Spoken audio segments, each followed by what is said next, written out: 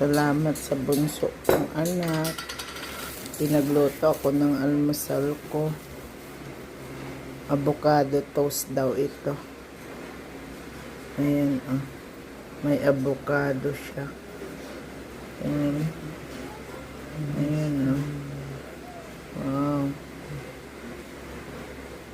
Parang ang sarap magkasakit pero wag ninyong pangarapin. Pag ganito yung ayaw ko tumama ang kirot ng sugat. Puisit ka.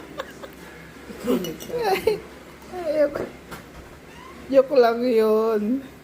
Siyempre masarap pa rin yung healthy tayo. Walang sakit. Ngayon ko lang kasi ito na ranasan yung may mga ganitong pagkain. Ayan o, sarap siguro niya. Hindi ko pa natitikman. Kim, kain Kim. Ayan.